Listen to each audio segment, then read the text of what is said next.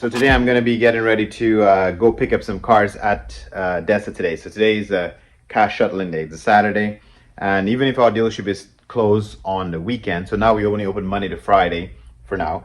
And on Saturday, there's no rest for dealerships and business owners. So all of you out there who want to be a dealer, there's no day off, right? You always have to be working and grinding.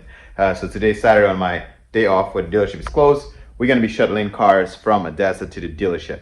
Like I told you in a previous video, normally if I buy a car from other dealers, I have Adesa or TradeRev kind of shuttle the vehicle for me. But today we're going to be picking up 4 vehicles. I'll be telling you what we bought, why we're picking it up, and basically every car has a story. So what's the story in those cars, okay?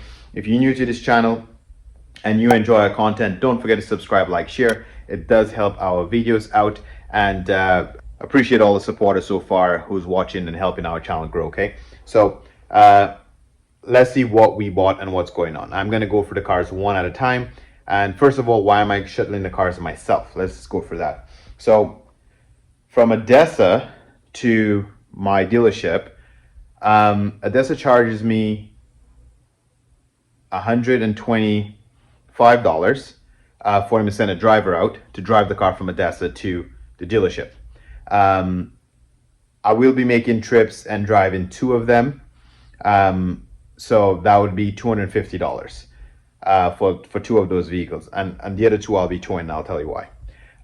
So $250 is what I'm saving by me going and do it today. And yes, my family's going with me. Anna's going to be helping me. Lola's going to be there. We're going to shuttle back and forth, and that $250 savings, I can go out to eat. We will go have dinner after, and maybe we spend $100, maybe we spend $80 on dinner. I don't know. The point is, we still work a little bit, do something nice with the family, and it still save us money. Okay, so I'm gonna go shuttle the cars, save some money, and then go out for dinner after. Now, here's what I'm driving. Here's what I'm shuttling. The first one I probably driving is this same Hyundai Accent. I don't have my paperwork in front of me right now, so I might get the years wrong, but it's this little silver Hyundai Accent. Okay, remember last week when we bought this car, I brought it back to arbitration. They did change the spark plugs and coils on the vehicle. That was causing the shaking, and that's why the engine light was on. Based on the Adesa mechanic, they're saying that the slamming into second gear is also because those plugs and spark plugs were the plugs and the coils were bad, causing the car to shake a lot. And then that's why I was given a head shift, because also the older cars do not have CVT transmission, so they do not normally change as smoothly anyway, right? So apparently there's not a problem with the car, so it's good. Because I had a shop, normally when they do an inspection, they don't just do the repair, but if they're sending something as simple as spark plug and coils, as a process of elimination, instead of me taking the car from them to my shop, change the spark plugs and coils, and then the problem still is there, and I got to take it back for arbitration again, I gave them the green light to go ahead and fix it. But because we have the shop, they agreed to waive the mechanic labor. So they didn't charge me any labor. They just charged me about $89 for the coil and the plugs. I thought that was fair, so I said go ahead. Apparently it's fixed and everything is fine. So when I pick it up today, we'll see what happens. Okay, so that's that Hyundai Accent. The second one is one that I bought. Doesn't have too much of a story. It is a fake Ford Escape, I call it. Okay, is the Mazda Tribute or something. That one is a 2010. It's basically a Ford Escape in the Mazda shell. I think it's a good affordable car for somebody. I will be driving that one down. Now the 2 that I'm towing, I'll tell you why I'm towing it. I bought a 2008 Mazda 5 van like last week. I think it was probably a week ago, and took about 2 days after I bought it, it showed up in arrived on the app, meaning that it's ready for delivery.